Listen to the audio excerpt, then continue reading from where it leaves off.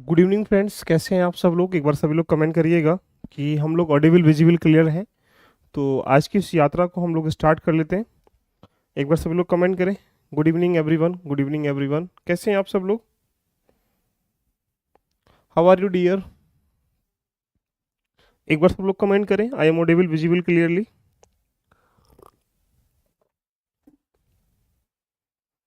Good evening everyone, good evening, कैसे हैं आप सब लोग।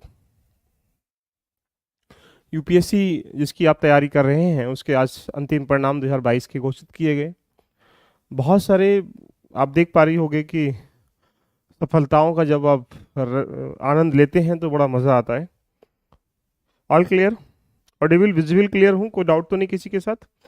चलिए, मैं अच्छा हूँ, प्रवीण पटेल। तो चले आज की जर्नी को करते हैं स्टार्ट। तैयार हैं आप सब लोग कंप्रिहेंशन के लिए। आज कुछ बेसिक पैटर्न समझेंगे और पैटर्न को समझने के साथ साथ हम बेसिकली बहुत सारे प्रश्न जो पीवाईक्यू हैं उन पे हम प्रयास करेंगे। इट मीन्स मतलब हमें वर्तमान में अब लास्ट 17, 18, 19, 20, 21, 22, 5 साल के पीवाईक्यू कर लेने चाहिए जिनको 28 मई का एग्जाम देना है। उन्हीं के लिए सेशन नहीं चल रहा है, राइट। उसके बाद सारे सेशन जो है हमारे सब आने वाले हैं। देखिएगा, मैं आपको ब्रीफिंग बता दूं, जिन लोगों ने अभी एनसीईआरटी का बैच ज्वाइन नहीं किया है वो उसको ज्वाइन कर लीजिएगा, क्योंकि बिकॉज हम लोग फर्स्ट वीक से हम स्टार्ट कर रहे हैं जून के एनसीईआरटी बैच। अभी फीस उसकी मात्र जो है 900 रुपये है। तो आपको करना क्या है, ज्वाइन करने के लिए कुछ नहीं करना है। आपको डायरेक्टली एप्लीकेशन डाउनलोड करना है प्ले स्टोर से, वहाँ पे LBIS डालना है और LBIS डालने के बाद वहाँ प्ले स्टोर पर जाके अभी एक ही फाउंडेशन बैच है, वहाँ जाके अपने आपको वहाँ ज्वाइन कर सकते हैं, राइट। तो मुझे लगता है कि यहाँ पर आप बिल्कुल अच्छे से कर पा रहे होंगे। तो जिन लोगों ने अभी ज्वाइन नहीं किया कर लीजिएगा। अभी फीस इसकी 900 रखी गई है जो 25 मई तक है। उसके बाद सीटें फुल हो सकती हैं, फीस बढ़ सकती है, ये सेकेंड मैटर है। बट अभी 25 मई है, तो जिन लोगों ने अभी पार्टिसिपेट नहीं किया एनसीईआरटी बैच में इसको कर लीजिएगा कि ये आपके लिए बहुत बेनिफिशियल। आपने पढ़ लिया तब भी आप पढ़ लीजिए। उसकी वजह क्या है, मैं इसको इंटरलिंक करके पढ़ाऊंगा, क्योंकि सारे subject history, geography, economy, polity मैं ही पढ़ाऊंगा, ध्यान रखिएगा। और इसको इंटरलिंक करते हम लोग पढ़ेंगे, एमसीक्यूज लेते हुए पढ़ेंगे, प्रीवियस क्वेश्चन लेते हुए पढ़ेंगे, साथ में कंसेप्ट बिल्डिंग प्रोग्राम के साथ हम लोग करेंगे। मेंटर के रूप में तुम्हारे साथ काम करूंगा मैं। इट मीन्स मतलब कोच के रूप में मैं काम करूंगा, राइट।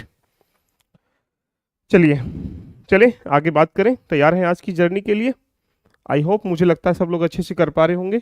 और दूसरी बात मैं आपको बता दूं, अभी यही प्रोग्राम चल रहा है। सुबह मॉर्निंग में 8 AM हम लोगों ने क्या कर दिया है, करंट अफेयर। इट मीन्स मतलब आज हमने फरवरी के करंट अफेयर को डिवाइड किया, उसकी जो PDF है वो ग्रुप में मैंने भेज दी है और ऊपर से मैंने टेलीग्राम पे भेज दी है। सुबह कल मॉर्निंग में हम लोग 8 बजे आएंगे और वहाँ हम जनवरी की करंट अफेयर को डिस्कशन करेंगे। यानी जनवरी में जो जो इश्यूज हुए हैं, चाहे पॉलिटिकल इश्यूज हैं, जोग्राफिकल इश्यूज हैं, इन्वायरमेंटल इश्यूज हैं, उन पे हम डिस्कशन करेंगे। और जितने भी क्वेश्चन मैक्सिमम लगभग कहा जाए 50 क्वेश्चनों का अराउंड में रेडी करूंगा। और 50 क्वेश्चन रेडी करने के बाद वहाँ आपको मैं पढ़ाऊंगा भी और साथ में कराएंगे भी, और उसके बाद आपको PDF भी फॉर्मेट कर देंगे। नेक्स्ट फिर दिसंबर की कर लेंगे। तो राइट, इसके लिए सब लोग तैयार हैं, कोई दिक्कत तो नहीं किसी के साथ इसके लिए। क्लियर, मजा आ रहा है। उसके बाद यहाँ पे,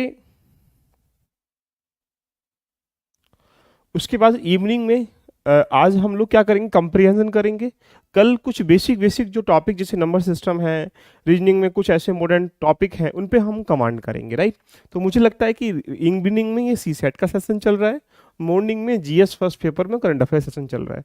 इसके उपरांत हम लोग 28 मई को एग्जाम होने के बाद हम 29 मई से देख लीजिएगा हम स्टार्ट कर रहे हैं पहला आंसर राइटिंग। देखिए, जो हम पहले करते थे आंसर राइटिंग पर डे 2, वो स्टार्ट हो जाएगा 29 मई से। सेकेंड पॉइंट, यहाँ पर हम लोग क्या है, एथिक्स का सेशन भी स्टार्ट कर देंगे। इसके बाद यहाँ ऐसे का सेशन भी स्टार्ट कर देंगे। इसके बाद हम मॉक इंटरव्यू, ये कह सकते हैं कि इंटरव्यू की तैयारी कैसे की जाती है, अपने आप को प्रिपेयर कैसे किया जाए, इसको हम लोग लेके आ जाएंगे। इसके अलावा और भी बहुत सारे प्रोग्राम, जैसे इंडिविजुअल सोसाइटी का मैं प्रोग्राम लेके आ रहा हूँ। सोसाइटी का जो GS1 पेपर में 80 से लेकर 100 मार्क्स के बीच में रहता है, इसको भी मैं लेके आ रहा हूँ, देखिएगा। तो ये सारे प्रोग्राम जो है कब से, 29 मई से स्टार्ट हो रहे हैं, इसलिए अपने आप को बिल्कुल रेडी कर लीजिएगा। 29 मई से अगर आपको ये वाला मेंस देना 2023 का तो ठीक है, 2024 का मेंस देंगे तो ठीक है, दोनों के लिए क्या होगा, बड़ा इंपॉर्टेंट होगा। चले आज की जर्नी को हम लोग करें स्टार्ट। करंट अफेयर डेली चलेगा बेटा। करंट अफेयर डेली का मतलब सुबह 8 बजे आप आइएगा। कल हम जनवरी के एमसीक्यूज डिस्कशन करेंगे, जो मेन टॉपिक से होंगे उनके एमसीक्यूज में लेके आऊंगा, राइट। तो एक बार सभी लोग कमेंट कर दीजिएगा, आई am audible, visible, clearly. And करें स्टार्ट आज की चर्चा को। कंप्रीहेंशन से हम लोग इस चीजों को लेके चलते हैं, देखिए। ओके, देखिएगा, कंप्रीहेंशन बेसिकली अगर देखा जाए बहुत सारे एस्पेक्ट से मिलके बना है। इसकी स्टोरी से हम लोग कहानी को स्टार्ट नहीं करेंगे, हम डायरेक्टली क्वेश्चन से स्टार्ट कर लेते हैं। देखिएगा, जब भी कंप्रीहेंशन करें तो एक बात विशेष ध्यान रखिएगा, आपको अपना अंदर का ज्ञान नहीं लगाना है। आपको अपने जो ऑन नॉलेज को आपने इकट्ठा किया है उसको उसमें बिल्ड नहीं करना है। इसका मतलब जो पैसेज में कहा गया है उस पैसेज के सापेक्ष में लेते हुए चलेंगे। तो अब हम डायरेक्टली कुछ नहीं करते हैं, डायरेक्टली जो 17 से लेकर यहाँ पर 17 से लेकर 22 के बीच में जो पेपर हुए हैं सी सेट के, उनके सारे कंप्रीहेंशन का मैं कंपाइलेशन लेके आया हूँ। वो सारे प्रश्न करेंगे। तो एक तरफ लिख लीजिएगा आप अपना नाम, एक तरफ लिख लीजिएगा मेरा नाम, और उसके बाद पहले का आंसर क्या है, दूसरे का आंसर क्या है, ये सब जानने का हम लोग प्रयास करेंगे, राइट। तो यहां से हम चर्चा कर लेते हैं क्वेश्चन की। पहला पैसेज आपके सामने ही रहा, बड़े अच्छे से पहले पढ़ो सब लोग, और इसका आंसर क्या होगा इसे देखने का प्रयास करो, फिर हम इसे बताएंगे कि क्या हमें इसका आंसर क्या देना चाहिए। पैसेज नंबर 1 आपकी स्क्रीन पर देखो, ये रहा। बताइए क्या है इसका आंसर, बताओ, पढ़ो पहले। मानव विकास में प्रगति को बनाए रखने के लिए मुख्य खतरा उत्पादन और खपत पैटर्न की अस्थिरता से स्पष्ट होता है। यानी एक लाइन ये स्पष्ट कर रही है कि ये ह्यूमन डेवलपमेंट की बात कर रहा है, और ह्यूमन डेवलपमेंट की बात किसके सापेक्ष में कर रहा है, ये उत्पादन जो प्रोडक्शन कर रहे हैं और जो खपत कर रहे हैं, कंज्यूम कर रहे हैं, उसकी अस्थिरता, यानी कह सकते हैं इंस्टेबिलिटी, यानी वो अस्थिर है, उसके बारे में वो चर्चा कर रहा है, राइट। वर्तमान उत्पादन मॉडल जीवाश्म ईंधन पर बहुत अधिक निर्भर करते हैं। यानी जो वर्तमान में प्रोडक्शन है, मॉडल है, वो जीवाश्म ईंधन पर बहुत अधिक निर्भर करते हैं। अब हम जानते हैं कि यह टिकाऊ नहीं है क्योंकि संसाधन सीमित हैं। मानव विकास को सही मायने में टिकाऊ बनाने के लिए आर्थिक विकास और ग्रीन हाउस जैसी उत्सर्जन के बीच घनिष्ठ संबंध को तोड़ने के लिए जरूरत है। यानी जो बीच में गैप है उसको कहीं ना कहीं तोड़ना पड़ेगा। कुछ विकसित देशों ने सार्वजनिक परिवहन और बुनियादी ढांचों में पुनर्चक्रण और निवेश को विस्तार करते हुए सबसे पूरे प्रभाव को कम करना शुरू कर दिया गया है, लेकिन अधिकांश विकासशील देश जो हैं स्वच्छ ऊर्जा स्रोतों की उच्च लागत और कम उपलब्धता से बाधित हैं। विकसित देशों के सतत मानव विकास के लिए ध्यान रखना, विकासशील देशों के संक्रमण का समर्थन करने की आवश्यकता है। ये आपसे ये प्रश्न है। अब जब ये प्रश्न दिया जाएगा तो सोचो ये किसकी चर्चा कर रहा है। पैसेज को पढ़ने के बाद पहले दिमाग में ये क्लियर सेट कर लीजिएगा कि प्रश्न चर्चा किस टॉपिक पर कर रहा है। तो ये ह्यूमन डेवलपमेंट की बात कर रहा है। किसके सापेक्ष में कर रहा है, प्रोडक्शन के और खपत के सापेक्ष में ये बात कर रहा है। किसके लिए कर रहा है, विकसित और विकासशील देशों के लिए बात कर रहा है। ये कुछ ऐसे पैरामीटर दिमाग में अगर सेट कर लोगे एक पैसेज को पढ़ने के बाद, तो फिर क्या होगा, आपसे जो कुछ पूछेगा या तो वो उसका शीर्षक पूछेगा, कंक्लूजन पूछेगा, या कुछ ऐसी अवधारणा पूछेगा, या ऐसे कुछ विशेष तथ्य पूछेगा, तो वो दिमाग में क्या हो जाएंगे, क्लियरिफाई हो जाएंगे। तो मुझे ऐसा लगता है कि यदि आपने पैसेज को पढ़ा है तो ये किसके बीच में बोल रहा है, कि जो हमारे पास में आर्थिक विकास और ग्रीन हाउस गैस के उत्सर्जन के बीच में घनिष्ठ संबंध स्थापित हम लोग कर चुके हैं। आज के वर्तमान के टिकाऊ विकास को करने के लिए इसे घनिष्ठ संबंध को हमें तोड़ना पड़ेगा, इसके सापेक्ष में बात कर रहा है। तो जब इतना बड़ा पैसेज देगा तो पैसेज को 3 पार्टों में हम लोग रख सकते हैं। एक वो पैसेज होते हैं जहां 3 से 4 लाइन के होते हैं, एक वो पैसेज होते हैं जहां 6 से 7 लाइन के होते हैं, एक वो पैसेज होते हैं 10 से 12 लाइन के होते हैं। लेकिन जब एक में जब 3 से 4 लाइन का पैसेज आएगा तो ये मान के चलें कि वहां पे एक ही प्रश्न आएगा। लेकिन जहां 5 से 6 लाइन का पैसेज आएगा वहां 2 से 3 प्रश्न आएंगे।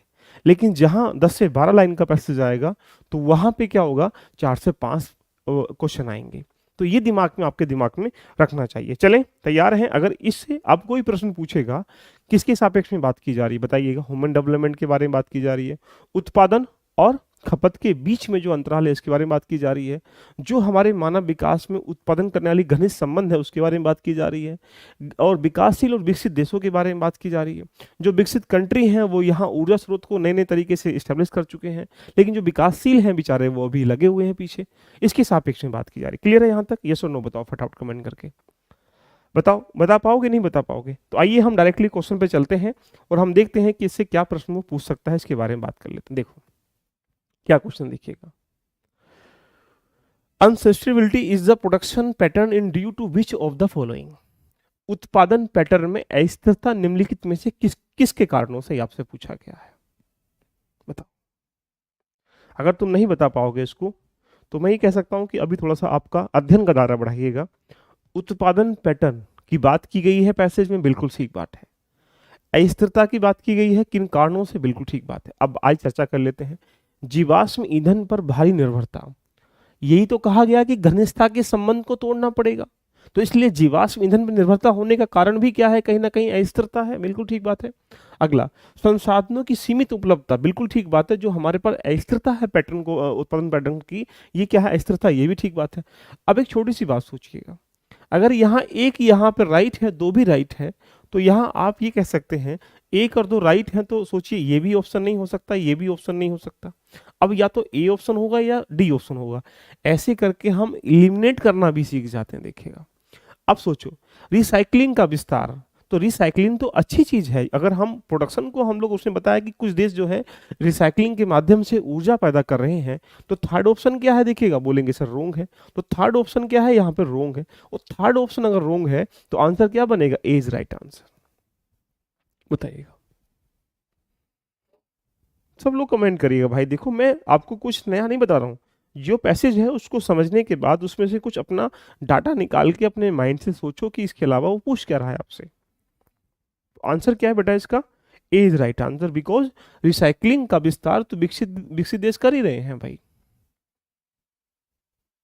चले, मजा आ रहा है, बताओ कमेंट करके बताओ एक बार। क्लियर है यहां तक? क्वेश्चन नंबर यहां पे चलते हैं दूसरे की।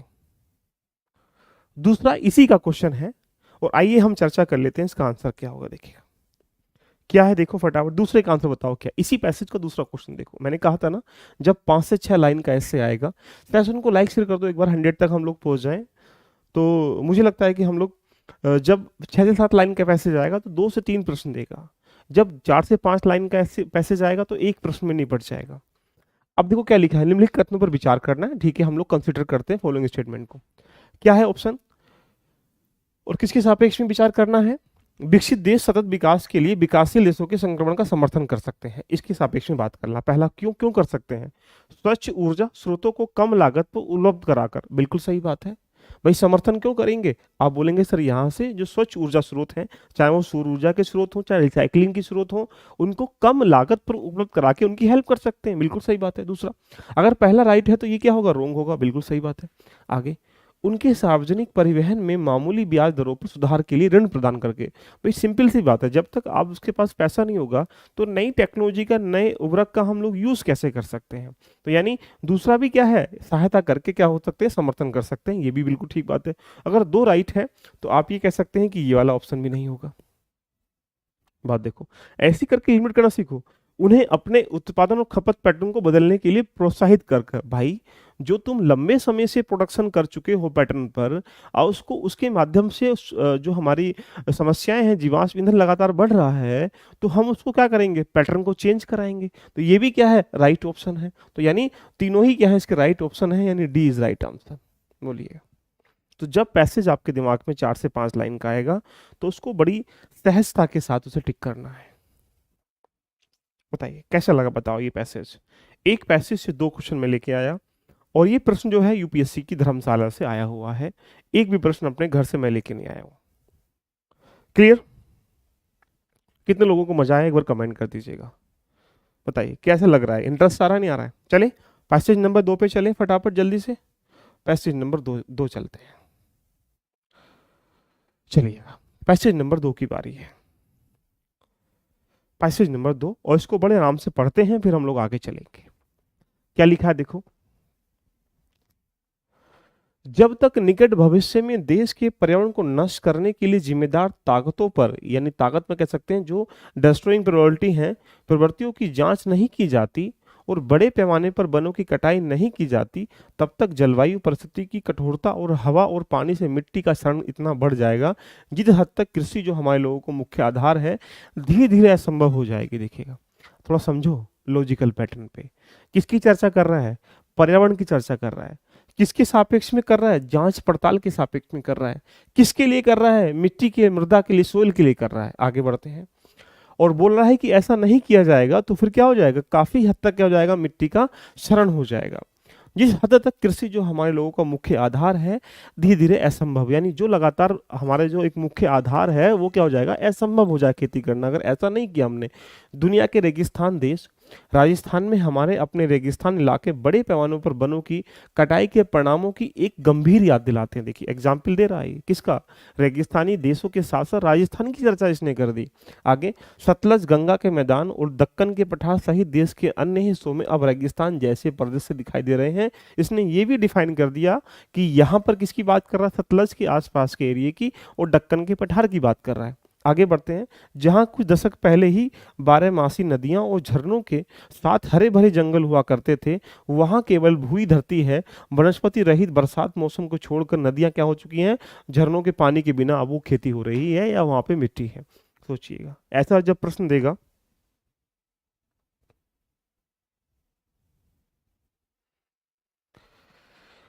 अरे कुछ कुमारी सपना कह रही हैं जब दो प्रश्न किए हैं तो दो प्रश्न दो न- दो दो प्रश्नों के नंबर मिलेंगे बेटा। पैसेज बेशक एक है, प्रश्न तो दो हैं। भाई बाप तो एक होगा बेटा, चार पांच कर लो। यानी प्रश्न अगर पैसेज एक आया है तो यहाँ पर कुमारी सपना जी यहाँ पे दो प्रश्न किए हैं तो दो प्रश्न सही हो गए आपके, भाई दो के नंबर मिलेंगे। बताओ, चलो इस पे हम लोग आनंद के साथ पढ़ते हैं। देखिएगा क्या लिखा है इसमें। चर्चा किसकी कर रहा है? पर्यावरण के सापेक्ष में, मिट्टी के लिए कर रहा है। एक मैसेज भी दे रहा है रेगिस्तान का, दक्कन के पठार का, इनका एक मैसेज भी दे रहा है। ऊपर से कृषि के सापेक्ष में जो मुख्य आधार है उसकी वो चर्चा कर रहा है। बताओ, पैसेज क्लियर है? पढ़ा आपने इसको? क्लियर बताइएगा कि क्या एक मैसेज दे रहा है। मैसेज ये इन्वायरमेंटल का एक कंसेप्ट है जो मिट्टी के सापेक्ष में या मिट्टी के क्षरण के बारे में डिफाइन कर रहा है, और ऊपर से ये एक मैसेज भी दे रहा है कि यहाँ यहाँ ऐसे दृश्य देखने को मिले हैं, अगर आगे सुधार नहीं किया गया तो आगे भी मिलेंगे, ये भी ये कह रहा है। अब इसके प्रश्न को समझने का प्रयास करते हैं और देखते हैं क्या इसमें कहने का प्रयास करा। देखिएगा क्या प्रश्न लिखा है, देखो। ऊपर दिए गए मार्ग के अनुसार वनों की कटाई और अनाच्छादन निम्नलिखित में से क्या होता है? देखिएगा, मृदा संसाधन का ह्रास, बिल्कुल सही बात है। जो मृदा, जो हमारे पास जो सोल रिसोर्सेज हैं, जो स्रोत हैं, उनमें क्या हो जाती? कमी हो जाती है। बिल्कुल ठीक बात है, बात बनेगी। आम आदमी के लिए जमीन की कमी, जमीन की कमी नहीं होती, उत्पादन की कमी हो जाती है। मुर्दा का जब ह्रास हो जाएगा, मुर्दा का क्षरण हो जाएगा तो उसमें उत्पादन की कमी हो जाएगी। तो दूसरा क्या है? इसमें रोंग है। तीसरा, खेती के लिए पानी की कमी, बिल्कुल सही बात है। जब उसमें उर्वरक फर्टिलाइजेशन ठीक सिस्टम नहीं होगा, वो बोल रहा है, तो रेगिस्तान में पानी की कमी ऑटोमेटिकली हो ही जाएगी। बिल्कुल सही बात है। अब देखो, इसको अगर इलिमिनेट भी करना, आप जानते हैं कि हमने आम आदमी के लिए जमीन की कमी नहीं होगी तो यहाँ पे उत्पादन में कमी होगी, ये रोंग है। और इस रोंग होने की वजह से ये भी ऑप्शन नहीं होगा, ये भी ऑप्शन नहीं होगा, ये भी नहीं होगा, तो आंसर क्या बनेगा? C is right answer. C is right answer, very good, बहुत अच्छा भाई। सभी का सी आ रहा, क्यों? क्योंकि हमने एक कीवर्ड को पकड़ दिया। तो जब भी कंप्रीहेंशन करें, कीवर्ड को पकड़ लें, इस कीवर्ड के अलावा आप कहीं भी मत जाइएगा। मैं लास्ट ईयर पीवाई को इसलिए करा रहा हूं कि बार बार आप समझ पाओ कि एक बार वहां से प्रश्न आते हैं, उस तरीके के प्रश्न आते हैं, तो आराम से टैकल कर पाओ। चले, क्वेश्चन नंबर यहाँ पे आप समझ चुके हो। क्वेश्चन नंबर चलते हैं, पैसेज आगे चलते हैं अगले पैसेज की तरफ। पैसेज नंबर नेक्स्ट 3 है आज का। मजा आ रहा है सबको? नहीं बताओ कमेंट करके, बहुत मस्ती के साथ में, बिल्कुल कोई जल्दबाजी नहीं, बस आराम से समझो और उसको पैसेज करने का प्रयास करो। पैसेज नेक्स्ट आपके सामने ये रहा। क्या लिखा है इसको समझो और हमको आगे करते हैं। जब भारत में गरीबी की सीमा को समझने की बात आती है तो गरीबी रेखा काफी असंतोषजनक होती है। देखिए किसके सापेक्ष में कर रहा है, भारत के सापेक्ष में कर रहा है। किसके लिए बोल रहा है, गरीबी के सापेक्ष में बात कर रहा है। लेकिन किसके लिए, मापन की बात कर रहा है, गरीबी की मापने की बात कर रहा है। यहां तक इतने पॉइंट निकल के आ रहे हैं। यहां ना केवल गरीब कौन है, इसकी अत्यंत संकीर्ण परिभाषा और गरीबों की गणना करने के लिए इस्तेमाल की जाने वाली बहस योग्य पद्धति के कारण है। क्योंकि इंडिया में आपने देखा होगा, अभी हाल ही में यूपीपीसीएस ने भी प्रश्न पूछा था कि गरीबी के कितने प्रकार होते हैं, तो लोगों ने सापेक्ष, निरपेक्ष और एक और स्ट्रक्चरल, जिसको सृजनात्मक गरीबी भी कहते हैं। तो बहुत सारे लोग इसमें अपवाद प्रश्न खड़ा कर रहे हैं, सर 2 प्रकार की नहीं होती, 3 प्रकार की होती। तो यही समझने का विषय बन जाता है कि ये चर्चा का विषय बना हुआ है कि यहाँ परिभाषा गरीब गणना करने के लिए इस्तेमाल की जाने वाली बात बहस योग्य है। बल्कि इसके अंतर्गत अंतर्निहित एक अधिक मौलिक धारणा कारण भी है। यह पूरी तरह से अपर्याप्त आय, अपर्याप्त क्रय शक्ति के रूप में गरीबी की धारणा पर निर्भर करता है। इसे आय गरीबी कहकर बेहतर ढंग से वर्गीकृत किया गया है, यानी ये डिफाइन कर दिया गया कि जिस व्यक्ति के पास पैसा कमाता है वो क्या है, गरीब है। इट मीन्स मतलब, राइट। आगे चलते हैं। यदि गरीबी अंततः मानव कल्याण को प्रभावित करने वाले अभावों के बारे में है, तो आय गरीबी इसका केवल एक पहलू है। कितना अच्छा क्वेश्चन बोल रहा है। यदि गरीबी आय को डिफाइन करती है तो उसका एक पहलू है। कोई आदमी स्वास्थ्य से गरीब हो सकता है, शिक्षा से गरीब हो सकता है। एक आदमी के पास पैसे तो हैं लेकिन वो लैम्बोर्गिनी पुरानी खरीद सकता, नई नहीं खरीद सकता, इसलिए वो गरीब है। तो यानी आय एक पहलू है इसको जानने का। आगे चर्चा कर लेते हैं, ठीक है। इसका एक पहलू है। एक जीवन की गरीबी हमारे विचार में केवल उस गरीब स्थिति में नहीं है जिसमें व्यक्ति वास्तव में क्या है, वास्तव में रहता है, बल्कि सामाजिक बाधाओं के साथ साथ व्यक्तिगत परिस्थितियों द्वारा अन्य प्रकार के जीवन को चुनने के वास्तविक अवसर की कमी को भी हम लोग निहित करते हैं। जिनके बराबर आप सोच लीजिएगा, कोई व्यक्ति किसी से प्रेम करता है, शादी नहीं कर पा रहा है, तो वो पारिवारिक जिम्मेदारियों से गरीब है, पारिवारिक सांत्वनाओं से गरीब है। तो यानी यहां उसने डिफाइन कर दिया। आगे चलते हैं। यहां तक कि कम आय वाले, अल्प संपत्ति वाले या अन्य पहलुओं के प्रासंगिकता जिन्हें मानक रूप से आर्थिक गरीबी के रूप में देखा जाता है, अंततः क्षमताओं को कम करने की उनकी भूमिका से संबंधित है। अर्थात लोगों के परिवर्तनशील और मूल्यवान जीवन जीने के लिए विकल्पों को गंभीर रूप से प्रतिबंध करने में उनकी भूमिका का एक आधार हम गरीबी कह सकते हैं। चलिए, अगर इस पैसेज को आपने 5 से 6 लाइन का पढ़ा, बहुत सारे बच्चे, बहुत सारे स्टूडेंट, बहुत सारे टीचर्स ये कहते हैं कि अंडरलाइन कर लो। अगर किसी पैसेज के 4 से 5 लाइनों को तुम यहाँ नहीं रोक सकते, तो अपनी प्रेमिका के कम से कम 10 से 20 लेटर वाले पत्रों को कैसे पढ़ पाओगे, रोक पाओगे। या किसी आदमी ने तुमसे कह दिया कि तुम आईएएस नहीं बन पाओगे, इतना फर्रा लिख के उसने तुम्हारे शब्दों में बयां कर दिया, उसकी बातों को तुम कैसे अपने जहन में लगा पाओगे। इसलिए जरूरी है कि 4 से 5 लाइनों को ना तो तुमको यहाँ पे अंडरलाइन करना है, नहीं कुछ करना है, बस यहाँ दिमाग में रखना है। इसे कर पाओगे तो समझो प्रश्न को सही तरीके से कर पाओगे, नहीं तो अंडरलाइन, बहुत सारी टेक्निक, बहुत सारे ट्रिक, बहुत सारे कंसेप्ट, इसी में रह जाओगे। अब देखो बात किसकी की गई है, गरीबी की गई है। गरीबी रेखा की बात की गई, भारत के सापेक्ष में बात की, गरीबी के अनेक पहलुओं के बारे में बात की गई है। अल्प आय, अल्प संपत्ति, अल्प स्वास्थ्य, अल्प शिक्षा के बारे में बात की गई है। इससे अगर प्रश्न आएगा, तुम नहीं कर पाओगे तो क्या होगा, दिक्कत है भाई तुम लोगों के साथ। चलें, क्वेश्चन नंबर हम लोग बात कर लेते हैं, इसका आंसर क्या है, देखो बताइएगा क्या प्रश्न है, देखिएगा। एक बार सेशन को लाइक शेयर कर दो भाई। भारत में गरीबी को बहस का विषय मानने के लिए पद्धति क्यों अपनाई जाती है, बताओ बताओ, कमेंट करो फटाफट, कमेंट करो, इसका आंसर क्या होगा।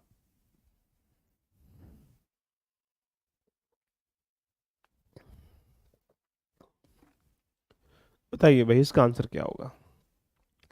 इस बारे में कुछ भ्रम है कि गरीबी रेखा क्या क्या होनी चाहिए। भाई भ्रम क्या है, वो तो स्पष्ट है, ये ऑप्शन तो कभी नहीं हो सकता। ग्रामीण और शहरी गरीबी की स्थिति में व्यापक विविधता है, विविधताएं तो हैं, लेकिन यहाँ इस पे गरीबी की ग्रामीण शहरी से कोई मतलब नहीं दिया उसने, उसमें ग्रामीण और शहरी की कोई चर्चा नहीं की है। आगे चलते हैं। आय गरीबी को मापने के लिए कोई समान वैश्विक मानक नहीं है, ये बात ठीक है। बताओ इसका आंसर क्या होगा, देखते हैं कितने लोग सही दे रहे हैं। आय गरीबी को मापने के लिए कोई समान वैश्विक मानक नहीं है, ये बात भी गलत है, क्योंकि यहाँ वैश्विक ना मानकर हमने भारत के सापेक्ष में बात की गई है। दूसरी, आय की गरीबी को नापने के लिए हमारे पास मानक है।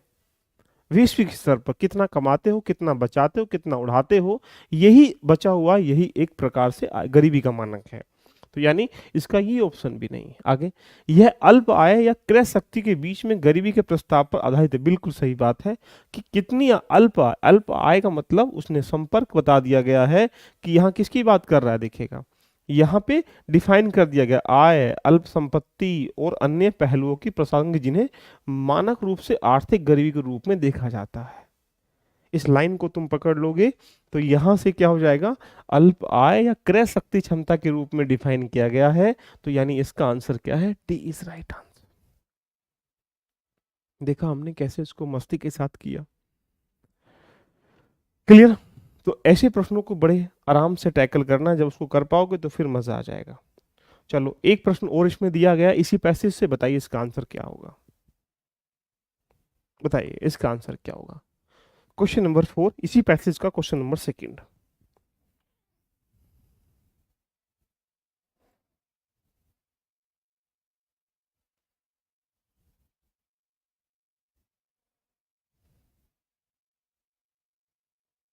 बताओ, आय गरीबी सिर्फ गरीबों की गिनती का एक पैमाना क्यों है, बताओ। ये सेकंड ऑप्शन है, सेकंड क्वेश्चन है।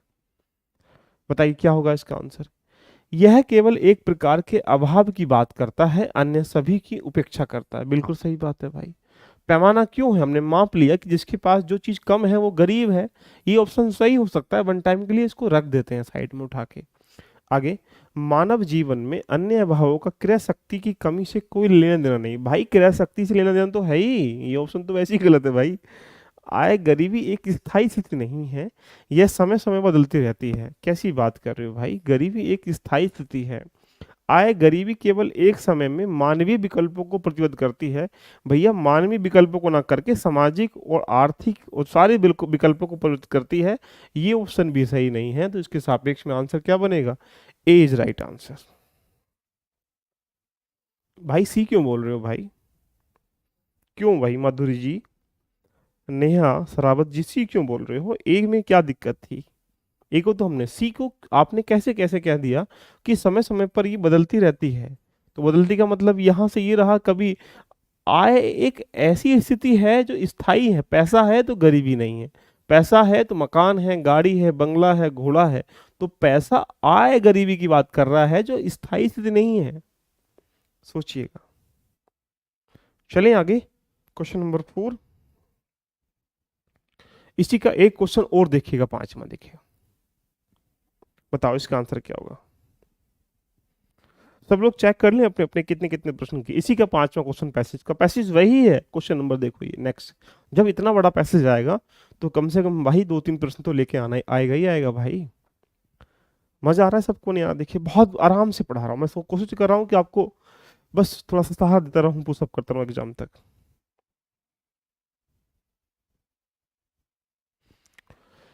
जीवन जीवन की गरीबी से लेखक का क्या तात्पर्य, ये आपसे पूछा गया है। 4 ऑप्शन दिए हैं।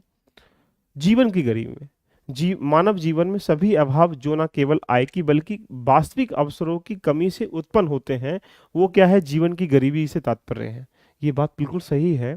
जीवन की गरीबी का मतलब है कि यहाँ पे मानव जीवन में जितने भी अभाव हैं, न केवल आय की कमी से बल्कि वास्तविक अवसरों की कमी से उत्पन्न होते हैं, उनको मानव जीवन में गरीबी को रेखांकित हम लोग कर सकते हैं, जो लेखक कह रहा है। ये ऑप्शन सही हो सकता है, लेकिन आगे बढ़ेंगे फिर भी। क्या बोल रहा है, गरीबी शहरी और ग्रामीण क्षेत्रों में गरीब लोगों की गरीब स्थिति, यार ये सब चीजें छोटी सी बन रही है, लेखक इसके बारे में चर्चा ही नहीं कर रहा। आगे, विविध व्यक्तिगत परिस्थितियों के छूटे हुए अवसर। भाई व्यक्तिगत अवसर नहीं होते हैं, समान अवसर होते हैं। आगे, मानव जीवन में भौतिक और गैर भौतिक अभाव जो मानव विकल्पों को स्थायी रूप से प्रतिबद्ध करते हैं, स्थायी रूप से नहीं होते हैं, अस्थायी रूप से होते हैं, तो इसलिए ये भी क्या है, रोंग है। तो यहाँ लेखक के सापेक्ष में जीवन की गरीबी का तात्पर्य किस तात्पर्य है कि यहाँ पे जीवन में जितनी भी आय की कमी के साथ साथ जो यहाँ पे अवसरों की समानता है, अवसरों की कमी है, उसके सापेक्ष में चर्चा कर रहा है। तो आंसर क्या बनेगा इसका, ए इज राइट आंसर। बताओ भाई 5वें का आंसर क्या बोल रहे हो बच्चे, ए इज राइट आंसर। क्या बात है, देखिएगा। क्लियर। मजा आ रहा है? 5 क्वेश्चन कर चुके हैं, आपको लग रहा होगा कि कितना मजा आ रहा है। अगला पैसेज करते हैं, पैसेज नंबर 3 की जगह 4 होगा ये। वेरी गुड, बहुत अच्छे भाई परवीन पटेल जी, आपका आंसर सही हो गया। चलिए पैसेज को पढ़ो बड़े आराम से, फिर आगे बढ़ते हैं। क्या है पैसेज नंबर 4 आज का? जनसांख्यिकी, जिसको डेमोग्राफिक डिविडेंड कहते हैं, जो भारत में शुरू हुआ है और अगले कुछ दशकों तक चलने की उम्मीद है, अवसर की एक बड़ी खिड़की है। जनसांख्यिकी लाभांश मूल रूप से कामकाजी उम्र की आबादी में एक सृजन है। देखिएगा कितना अच्छा क्वेश्चन दे रखा है। फिर जिसका विपरीत अर्थ यह है कि बहुत कम उम्र और बहुत पुरानी इच्छा का सापेक्ष अनुपात कुछ समय के लिए गिरावट होगा। आयरलैंड और चीन के अनुभव से हम जानते हैं कि यह ऊर्जा का स्रोत और आर्थिक विकास का इंजन हो सकता है।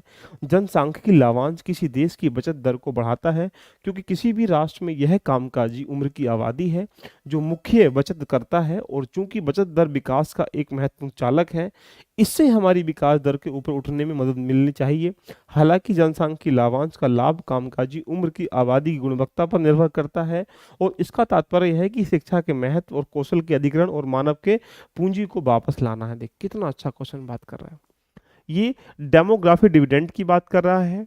ये बोल रहा है कि डेमोग्राफिक डिविडेंड जो हमारे देश में जो कामकाजी लोग होते हैं, अगर वो सबके पास बेहतर शिक्षा होगी तो देश की जीडीपी जो विकास दर है वो ऊपर उठेगी, और जब बचत दर बढ़ेगी हमारी, तो ये डेमोग्राफिक डिविडेंड के बारे में चर्चा बोल रहा है। एग्जाम्पल इसने चीन आयरलैंड का दे दिया, लेकिन इसने ये भी बता दिया कि जब जरूरी है कि लाभांश का लाभ कामकाजी उस उम्र को मिलता है जो उसकी गुणवत्ता पर स्थिर होता है, यानी उसकी क्वालिटी पर मेंटेन होता है।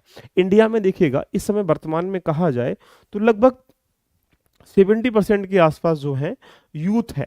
अब यूथ अगर स्किल्ड नहीं होगा, काम नहीं करेगा, जय भारत माता की जय ये करता ही रहेगा, तो क्या होगा? स्किल्ड नहीं होगा तो देश विकास नहीं करेगा, विकास दर आगे नहीं बढ़ेगी, कोई टेक्नोलॉजी नहीं करेगा, इनोवेशन से नहीं करेगा। तो डेमोग्राफिक डिविडेंड भारत में शुरू हुआ है, ये बोल रहा है। देखिए आपको पता है भारत वर्ल्ड का सबसे ज्यादा आबादी वाला कंट्री बन चुका है। तो एग्जाम्पल देखिएगा, अगले कुछ दशकों में तक चलने की उम्मीद है, तो अवसर एक बड़ी खिड़की है हमारे हाथ में, लेकिन जरूरत है इस खिड़की से हवा कैसे दें। अब ये पैसेज क्या कहना चाह रहा है, इसके सापेक्ष में बड़े समझो बेटा। कमेंट करो फटाफट जल्दी से। Prabhakar ji thank you. अभी तो आपने पैटर्न देखा ही क्या है, हम तो इसको बस पीवाई को करा रहे हैं बस आपके सामने। बताइएगा। बिल्कुल मैं बहुत आपको कुछ भी नया नहीं दे रहा हूँ, बस आपको समझा रहा हूँ कि इसका आंसर कैसे है। देखो डेमो, अब देखो जब भी से कोई प्रश्न पूछे कैसे पूछेगा, आइए चर्चा कर लेते हैं, मजा यहाँ से आ जाएगा। क्या बात कर रहा है? निम्नलिखित में से कौन सा देश अनिवार्य रूप से होगा जब जनसांख्यिकी लाभांश का संचालन शुरू हो गया?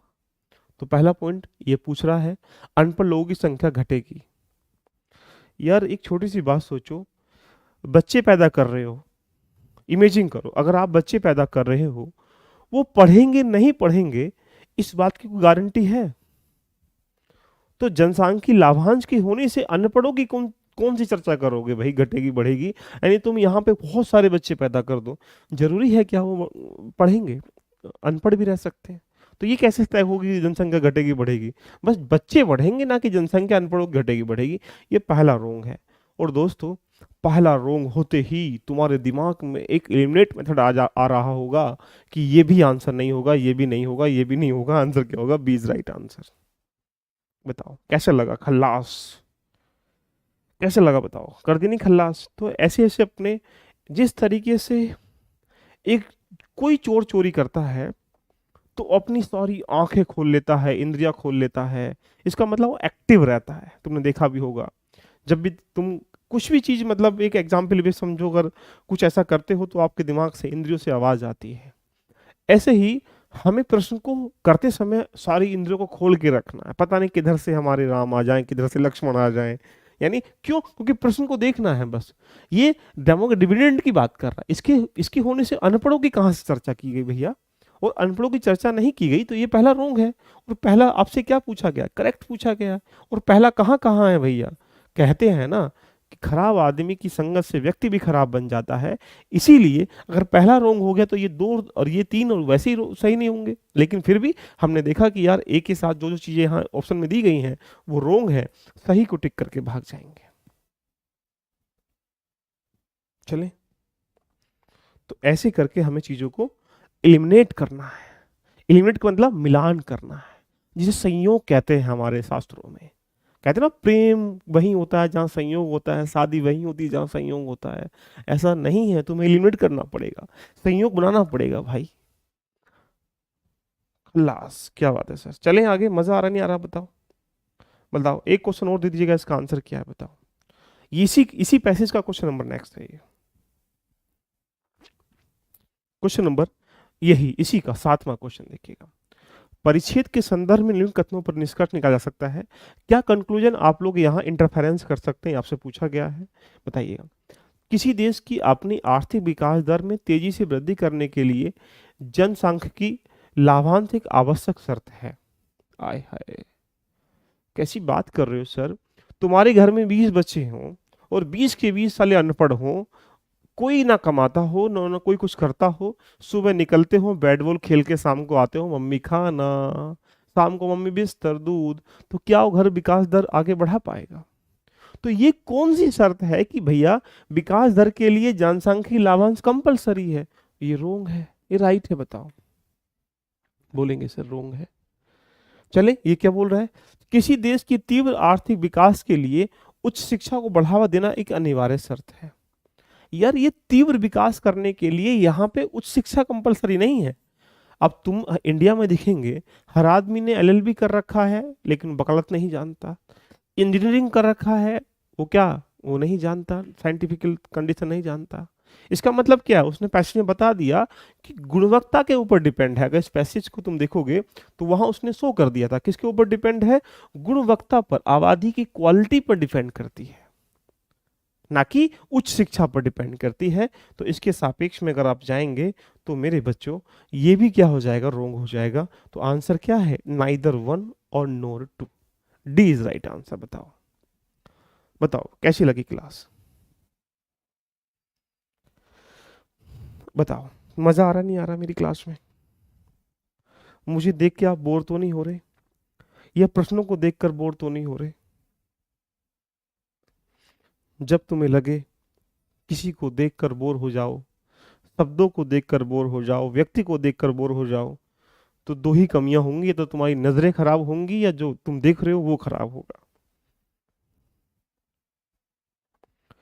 मजा आ रहा है? क्वेश्चन नंबर देखो, अभी तक 4-5 पैसेज कर चुके हैं और क्वेश्चन भी 7 कर चुके हैं, देख लीजिए। अरे कैसी बात कर दी जयदेव, मैं तो खुश हूं। बस मैं सोच रहा हूँ कि 28 तक आपका एग्जाम जो है अच्छा हो जाए, तो मुझे उम्मीद है कि आप अच्छे से प्रश्न को कर पाओगे, है ना। चलिए, क्वेश्चन पैसेज नंबर 5 आपका। किरण शाह कह रहे मुझसे बात करनी है। चलिएगा, बात कर लेना, नंबर आपके सबके पास अवेलेबल है।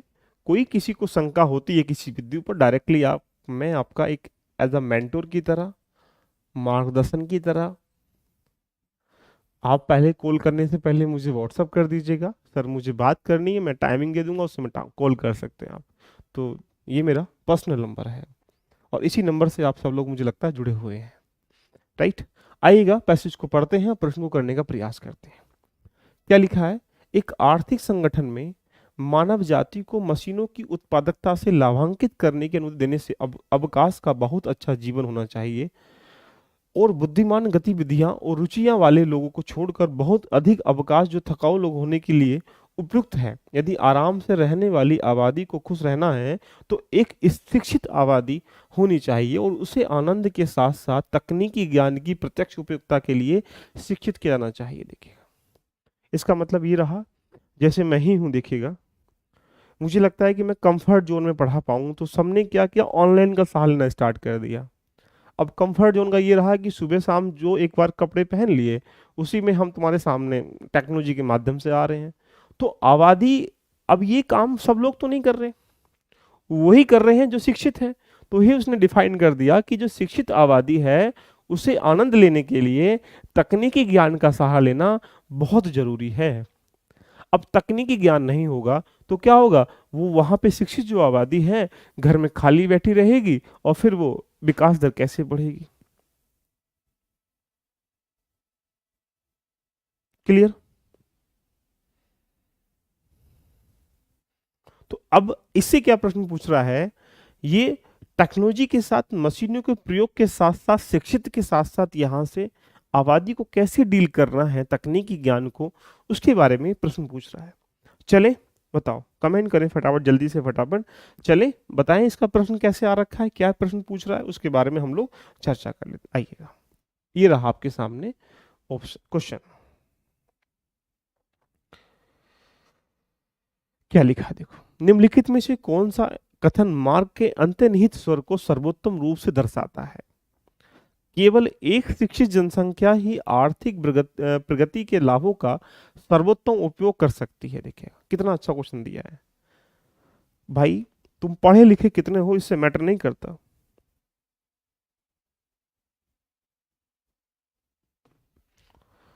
केवल एक शिक्षित, बिल्कुल सही बात है, जनसंख्या ही आर्थिक प्रगति के लाभों का सर्वोत्तम प्रयोग कर सकती है। देखिएगा, चलिए रुक जाते हैं वन टाइम कि किस मार्ग को डिफाइन कर रहा है, इसके बारे में पूछ रहा है डायरेक्शन।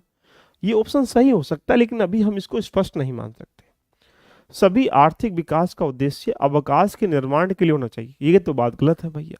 अवकाश मतलब जो छुट्टी पर हैं, घर से काम करते हैं, तो जितने भी आर्थिक विकास अगर सब लोग घर से करेंगे तो फिर जितने ऑफिस हैं, जितने भी सब कुछ है, वो तो फिर कंपनियां सब बंद करके घर से करो भाई, रोंग है। किसी देश की शिक्षित जनसंख्या में वृद्धि से उसके लोगों की खुशी में वृद्धि होती। आए हाय, कैसी बात कर रहे हो। अगर हम इसके सापेक्ष में जाएं, ये कैसे प्रमाण पत्र है।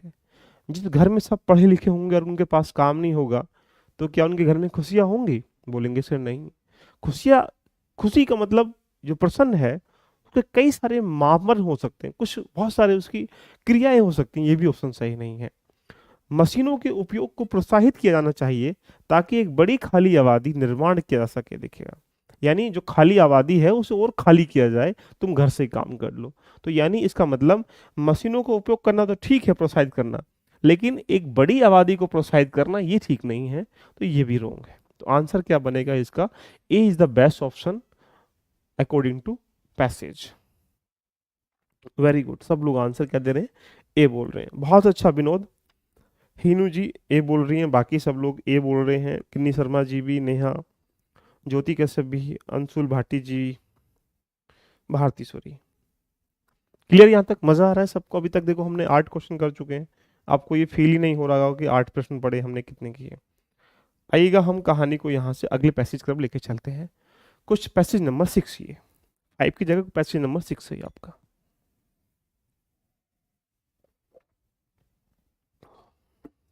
चलिए, पैसेज नंबर 6 है क्योंकि एक हमने पीछे कवर कर लिया है। अधिकांश लोग अपनी जरूरतों के लिए पर्याप्त धन जमा करने में विफल रहते हैं। इसने क्या बोल लिया है कि अधिकांश लोग जो है अपनी आवश्यकताओं की पूर्ति करने के लिए धन इकट्ठा नहीं कर पाते हैं। ये पैसेज का एक आधार कह रहा है। आगे बढ़ते हैं। आमतौर पर दूसरों की राय से आसानी से प्रभावित होते हैं, यानी जो लोग आमतौर पर दूसरों की राय से, जैसे तुम कमा रहे होगे, अरे ऐसे कर लेता तो अच्छा कमा लेता, राय भी कौन देता है, जो कुछ नहीं कमाता। आगे बढ़ते हैं। वे अखबारों और गपशप करने वाले पड़ोसियों को उनके लिए अपनी सोच करने की अनुमति देते हैं। ये बात बिल्कुल ठीक है कि कम से कम उनको बरत देते हैं कि हाँ तुम बताओ, हमें राय दो आगे। उन्हें राय चंद कहते हैं। आगे, राय पृथ्वी पर सबसे सस्ती वस्तु है। देख कितना अच्छा क्वेश्चन बोल रहा है। अपना घर टपक रहा होगा, दूसरे घर में ये बता देंगे जाके किचन यहाँ होनी चाहिए थी। ऐसी राय सबसे सस्ती वस्तु है। हर किसी के पास विचारों का एक झुंड होता है जो कोई भी उन्हें स्वीकार करने के लिए तैयार रहता है। बिल्कुल सही बात है। किसी की राय से, किसी की बातों से एकदम से हम प्रभावित हो जाते हैं, उसे हम झुंड कहते हैं, तैयार हो जाता है। यदि आप निर्णयों पर पहुंचने पर विचारों से प्रभावित होते हैं तो आप किसी भी उपक्रमों में सफल नहीं होंगे। देखिए, यदि आप सोचो कोई तुमसे ही कहने लगे, अरे का फला आदमी आईएएस बनेगा, काय तुम लोग आईएएस की तैयारी करते हो, तो तुम सोचने बैठ जाओगे, यार ये आदमी कह क्यों रहा है, क्या मैं सच में नहीं बन पाऊंगा क्या। तो इसका मतलब ये उसने डिफाइन कर दिया, यदि आप अपने निर्णयों पर पहुंचने पर विचारों से प्रभावित हो जाएंगे किसी दूसरे व्यक्ति के, तो क्या हो जाएगा, रब रायचंद तुम्हारे ऊपर हावी हो जाएंगे, तो तुम्हारे सपने क्या हो जाएंगे, खल्लास हो जाएंगे। इसलिए पैसेज कितना खतरनाक दिया देखो यूपीएससी ने। चलिए मजा आ जाएगा। क्वेश्चन दें इसका क्या पूछा है यूपीएससी वाला, देख लीजिए आ जाइएगा। पैसेज ये बोल रहा है, देखो क्या बोल रहा है, देखो समझो, इसका आंसर दीजिएगा।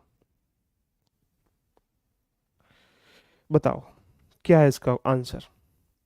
निम्नलिखित में से कौन सा एक मार्ग निहित है, कौन सा एक मार्ग मतलब डायरेक्शन दे रहा है, imply by the passage, which of the following is imply by the passage. First, most of the people do not accumulate money of their needs. अधिकांश लोग अपनी जरूरतों के लिए धन जमा नहीं करते हैं। कौन सा मार्ग बोल रहे हैं,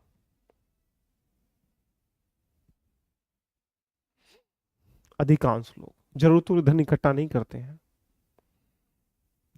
नहीं करते हैं इसका मतलब उसने डिफाइन कर दिया, नहीं करते हैं, रोंग होगा। बी, अधिकांश लोग अपनी आवश्यकताओं के धन संचय करने में कभी सफल नहीं होते। अरे यार, कभी की तो उसने बात ही नहीं करी। ऐसे लोग सफल नहीं होते जो दूसरे की राय चंद से काम करते हैं, ये डिफाइन कर रहा है। इसलिए अधिकांश लोग आवश्यकताओं की नहीं सफल होते क्योंकि वो धन संचय करने में कभी सफल नहीं होते, ये बात तो गलत है। ऐसे लोग जो अपनी जरूरतों के लिए धन जमा करने में विफल होते हैं, ये किसकी बात कर रहा है, ऐसे लोग जो अपनी जरूरतों के लिए धन जमा करने में क्या होते हैं, विफल होते हैं। ना कि वो अधिकांश ज्यादा लोगों की बात कर रहा है, वो ऐसे लोगों की बात कर रहा है जो यहाँ पर जरूरतों को धन जमा करने में विफल होते हैं। ये कुछ थोड़ा सही सा लग रहा है, लेकिन अब रुक जाओ, आगे चलते हैं। धन संचय करने की कोई आवश्यकता नहीं है। आय हाय, ये तो उस वाले लोग आ गए। कोई तुमसे बोले क्यों बनना चाह रहा है आईएएस, रोटी तो खाने को मिल ही रही है, बाप के पास तो जमीन है, मम्मी के पास तो नौकरी है, क्या करेगा पढ़ के आईएएस बन के। तो ये इनने कह दिया कि भैया धन जमा करने की कोई आवश्यकता ही नहीं है, तो ये तो हो ही नहीं सकता। आंसर क्या बनेगा इसके पैसेज के according, C is right answer. क्या बात है सर, वेरी गुड, सबका आंसर सी आ रहा, देखिएगा कितनी मस्ती के साथ मैं आपको पढ़ाऊं। देखिए मैं ये कुछ चाह रहा हूँ कि आप बिल्कुल मोटिवेट रहें इस 2-4 दिन में, क्योंकि होता है कभी कभी, जब तुमने देखा होगा जब किसी की बारात जाती है, तो बारात जाने का दूल्हे को हमेशा सब टेंशन रहती है, लड़ाई ना हो जाए, बैठा हुआ है तो लोग मुझे कैसे देख रहे हैं, लोग मुझसे मतलब मेरे साथ इंप्रेशन कैसे कर रहे हैं, मैं उनके साथ इंप्रेस कैसे करना है, कोई राम राम करने को तो ना रह जाए, ये सारी क्रियाएं वहाँ होती रहती हैं। इसलिए सबसे ज़्यादा टेंशन, तो अब तुम दूल्हे हो, तुम दुल्हन हो, तुम्हारी बारात सजेगी, तुम्हारी ढोलक नगाड़े बजेंगे, है ना, कब 28 मई को, 28 मई के लिए। तो अंदर मतलब बाहर तो बाद में बजेंगे जब सफल हो जाओगे, लेकिन पहले अंदर बजेंगे। इसलिए 28 मई को तुम्हें दूल्हा दुल्हन बन के जाना, ध्यान रखना एग्जाम देने। चले, मजा आ रहा है। क्वेश्चन नंबर यहाँ पे 9 हो गया है। एक और क्वेश्चन करते हैं, देखिएगा इसी का है। पैसेज का मुख्य विचार क्या है। विचार मतलब आइडिया क्या दे रहा है ये आदमी, ये पैसेज आइडिया दे, इसको तुम नहीं बता पाओ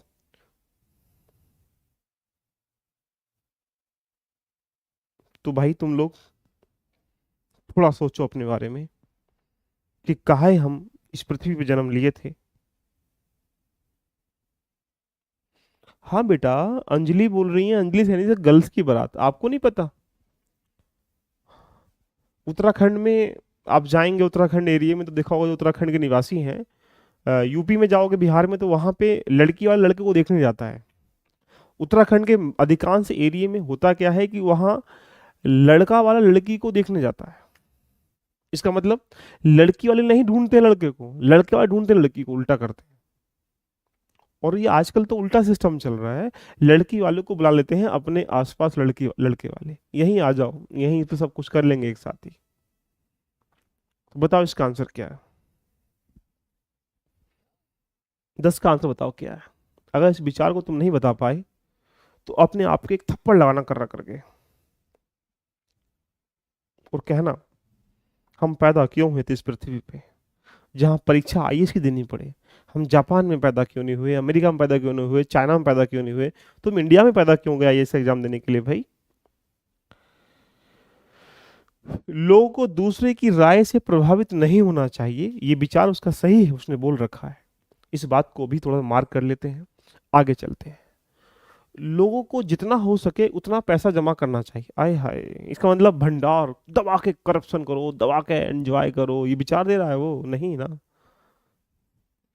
लोगों को राय नहीं देनी चाहिए और नहीं स्वीकार करनी चाहिए। अरे बाप रे यार, इंडिया में जब उसने कह दिया कि रायचंद नाम के व्यक्ति फ्री में मिलते हैं, सस्ती वस्तु होती है राय देने का, तुमसे कोई पूछे कि भैया, और इंडिया में आजकल यही हो चुका है, यूट्यूब में रायचंद बहुत सारे आ चुके हैं, उनकी क्वालिटी नहीं है, क्वांटिटी नहीं है पढ़ाने की, वो राय दे रहे हैं, ये किताब पढ़ लो, ऐसे एनसीईआरटी पढ़ लो, ये कर लो, वो कर लो, रायचंद दुनिया में भरे पड़े हैं, और रायचंद फ्री के होते हैं, देखिएगा। तुमने देखा भी होगा, एक बाप अपनी बेटी में इतनी मेहनत करके पैसे इकट्ठे करता है, उसमें थोड़ी सी नमक कम रह जाए तो उस थोड़ी सी नमक में ध्यान रखना है, जबकि नमक की डिब्बी वहां रखी होती है, ये बोल देते हैं कोई मजा ही नहीं आया टेस्ट सब्जी में, नमक ही कम थी। सोचिएगा कितने खतरनाक लोग होते हैं आज के समय के। तो यानी यहां पर ये भी गलत बात है। लोग किसी भी उपक्रम में सफल होंगे यदि वे किसी भी राय के बिल्कुल भी स्वीकार नहीं कर सकते, ये उसने गलत बात कह दी। कभी कभी राय फायदेमंद भी हो जाती है। तुम जा रहे हो मोटरसाइकिल धूं धां करते हुए, आगे सीओ साहब खड़े हैं चालान कटने के लिए, एक आदमी कह रहा है इधर मत जाना, तेरे पास कागज नहीं है, हेलमेट नहीं है, चालान कट जाएगा। अरे तेरी तो मैं बात ही नहीं मानूंगा, तेरी तो राय नहीं माननी मैं कुछ भी जीवन में, तो चालान कटेगा नहीं कटेगा। बहुत सारे एग्जाम्पल ऐसे हैं। तो कभी कभी राय मान ली, लेकिन ऐसी राय माननी चाहिए जो सफल करती है, ये भी ऑप्शन नहीं है। तो विचार के सापेक्ष में पहला ऑप्शन क्या है, सबसे बेस्ट है कि लोगों को दूसरे की राय से प्रभावित नहीं होना चाहिए, मैसेज दे रहा है। कैसी लग रही बताओ क्लास? ऐसा आपको फील नहीं हो रहा कि हम क्लास कर रहे हैं? आपको ऐसा फील हो रहा आपको फील ही नहीं हो रहा होगा कि मैं पैसेज कर रहे हैं हम लोग। अगर पैसेज करते, पैसेज दिमाग में हावी हो जाए, पैसेज थोड़ी करोगे, टेंशन में आ जाओगे। चलिए आगे चलते हैं पैसेज नंबर 7 के, 8 की तरफ, आज का 6 7 के आगे देखो। चलिए बताओ भाई, इसका आंसर पढ़ो, पढ़े राम से बताओ कमेंट करके। अभी हमें लगभग 15 मिनट हो चुके हैं देख क्लास को। आपको बिल्कुल फील नहीं हो रहा होगा, कोई दर्द टेंशन में नहीं हो रहा, देखिएगा। मैं भी यही चाहता हूँ कि 2 4 दिन तो मैं आराम आराम से रिदम में लेके आ जाऊँ, जिससे कि आप एग्जाम तक बड़े मध्यम मध्यम, जैसे छोटा बच्चा होता है उसको पहले क्या करते हैं, बहुत प्यार से बातें करते हैं, क्यों मान जाए वो, इसलिए। अजय कोहरिया जी, मैं आपसे श्योर बोल रहा हूँ, आप लिख लो मेरा नाम। इन सारे पैसेज को 17 से लेकर 22 के बीच में आपको देखने को पीवाई को मिल जाएंगे। एक भी प्रश्न मैं अपने घर से, अपनी किताब से या अपने नोट से कहीं से नहीं लाया, यूपीएससी के आए हुए प्रश्नों को ही निकाल के मैं लाया हूँ। हो सकता है कि जितना मैं यहाँ पढ़ाता हूँ उससे ज़्यादा मेहनत इसको कंटेंट को रेडी करने में करता हूँ। मैं अकेला वो प्राणी हूँ, ना मैं कंटेंट राइटर रखता हूँ, ना एडिटर रखता हूँ, ना कुछ नहीं रखता हूँ। मैं अकेला आपके सामने आता हूँ, अकेला आपके सामने पढ़ाता हूँ। क्यों? मुझे नहीं चाहिए वो ऐसे लोग, ध्यान रखना, जिनके पास खुद की एक्सपर्टीज नहीं है। तो इसलिए आप बिल्कुल टेंशन फ्री रहिएगा। ये सारे क्वेश्चन जो हैं पीवाईक्यू हैं। विश्वास नहीं होता तो एफिडेविट लेके मुझे व्हाट्सअप कर दीजिएगा, मैं उस पर साइन करके आपको भेज दूंगा। और आपको फील अगर ऐसा नहीं होगा, फिर भी अगर विश्वास नहीं होगा, तो मैं ईयर लिख के भेज दूंगा। ईयर लिख के भी फील नहीं होगा तो मैं आपको क्वेश्चन नंबर लिख के भेज दूंगा। क्वेश्चन नंबर लिख के भी फील नहीं होगा तो मैं सेट लिख के भेज दूंगा। लेकिन ऐसा मत कहिएगा पीवाईक्यू मैंने अगर पहले कह दिया तो पीवाईक्यू हैं सारे।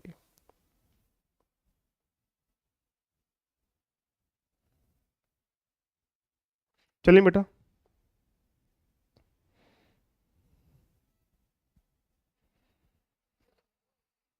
चलें। अब क्वेश्चन देखो क्या है। औद्योगिक क्षेत्र को बैंक ऋण सिकुड़ने लगा है। देखिए अब मैं आपको बता दूं, आप खुकार डाकू लगे हैं इंटरव्यू लेने के लिए एक दूसरे का। कोई बेचारा बच्चा, सोचिए, इमेजिन करिए, बर्बाद करने में लगे हैं। ये फलानी मेरे यहाँ से पढ़ी, ये ढिमाका मेरे यहाँ से पढ़ा, ये बच्चा मेरे यहाँ से पढ़ा, ये तांडव करेंगे लोग तुमको आकर्षित करने के लिए। जैसे गांव में मंदारी आता ना खेल दिखाने के लिए, पहले डमरू बजाता है, आओ तुमको खेल दिखाएंगे। खेल दिखाने के बाद में कहता है निकालो पैसे, कौन कौन से लेके आए हो, नहीं तो घर से लेके आओ, नहीं तो फिर तुम्हारी भैंस मरेगी, तुम मरोगे, सब मर जाएंगे, नहीं तो लाओ पैसे कहाँ हैं। हम टेंशन ला के पैसे देते हैं। तो ऐसे ही यहाँ कोचिंग के जो भूमाफिया हैं वो अब तुम्हारे साथ तांडव करेंगे। मेरे कम से कम 20 दोस्त ध्यान रखना सिलेक्ट हुए हैं इस बार। तो मैं ये कह सकता हूँ कि इमेजिन करिएगा कि सब तांडव करने में लगे होंगे। ये मेरे यहाँ से बना, ये देखिएगा, वाह मजा आ गई, लिस्टिंग आ रही निकल के, सारे इंटरव्यू यहाँ से हो रखे। यार छोटी सी बात सोचिएगा, एक बारात जा रही है यहाँ से करके, इस बारात में दूल्हा तो एक ही है ना, दुल्हन तो एक ही मिलेगी। अब ये बेचारे बारात में जो गए हुए हैं, ये जाके यहाँ दावत खा के आ जाए। अब ये दावा करें कि दुल्हन तो भैया हमारी, हमने दावत खाई थी इस बारात में, नहीं हो सकती ना। ऐसे ही जिस बच्चे ने प्री निकाल लिया, मेंस निकाल लिया, तो इंटरव्यू में सिर्फ आपको ये दिखाना चला गया, बताइए साहब मेरा चलने का तरीका कैसा है, मेरा ड्रेसिंग सेंस कैसा है, कुछ जो मेरे पास ज्ञान है इसमें थोड़ा बहुत पूछ लो, एक आध क्वेश्चन बताऊंगा आपको, तो देख लेना कि सही है गलत है। ऐसा कहने से तुम कैसे कह दोगे कि जो ये श्रेणी है, ये जो प्रीलिम्स पास करने की श्रेणी है, मेंस पास करने की श्रेणी है, तुमने कैसे कह दिया कि साला ये इंटरव्यू में देने से हमारा बच्चा हो गया? तुम तो ये वाले प्राणी हो गए कि बारात में गए हो, कहने लगे कि पत्नी मेरी है। भाई गलत बात है भाई। भाई अजय कोरिया एक रैंक से 3 कोचिंग नहीं, 3 तो ज्यादा है। अभी तुम देखना कल को कम से कम लोग बिकेंगे, कम से कम 50-50, 20-20, 50-50, 100-100 हजार रुपए में बिक जाएंगे वो लोग। और ठीक भी है, कुछ लोग बिक के पैसा कमाएंगे। ये पैसा आएगा कहाँ से? टेक्नोलॉजी का जमाना है, तुम्हारे घर से जाएगा, ध्यान रखना। इसलिए ज्यादा रील के चक्कर में मत पढ़िएगा। वो कहाँ चले गए वो लोग? आज हिंदी मीडियम का रिजल्ट पूछिए जाके, किसका रिजल्ट निकल के आ रहा है हिंदी मीडियम का? नहीं है ना। अब वो जो भूमाफिया हैं, बड़े बड़े कोचिंगों के इंस्टीट्यूट के मालिक हैं, वो आएंगे। इस बार थोड़ा सा पहले से एक स्टूडेंट ज्यादा हो गया। बड़ी लंबी चर्चा है, इसमें करूंगा, देखिए कभी कल परसों जब भी मुझे टाइम मिलेगा। तो क्वेश्चन को पढ़ो, हम क्वेश्चन नंबर 7 करते हैं। मेरी बात गलत हो तो बताओ, अच्छे कमेंट करके। मेरी बात गलत तो नहीं, बताओ। पास से देखिएगा, औद्योगिक क्षेत्र का बैंक ऋण सिकुड़ने लगा। यानी इसका मतलब ये रहा, जो इंडस्ट्रियल एरिया है उसमें जो बैंक ऋण है वो सिकुड़ने लगा। इसका मतलब एक प्रकार से समस्याओं में घिरा हुआ है। इसकी गिरावट एक गंभीर चिंता का विषय रही है। और बोल रहा है क्योंकि निवेश को पुनर्जीवित करने के लिए ऋण वृद्धि आवश्यक है। समस्या का मूल पिछले 25 वर्षों के अधूरे सपनों में या सुधारों में निहित है। एक गंभीर संस्थागत परिवर्तन जो 1991 में, जिसको एलपीजी के नाम से हम लोग जानते हैं, होना चाहिए था। बैंकों के लिए एक समाधान निगम की स्थापना करना चाहिए था। एक बाजार अर्थव्यवस्था में उछाल और हलचल के साथ साथ बैंकों का स्थापित करने और विफल होने की अनुमति दी जानी चाहिए थी। आज हम बैंकों को बंद नहीं कर सकते, क्योंकि उन्हें बंद कर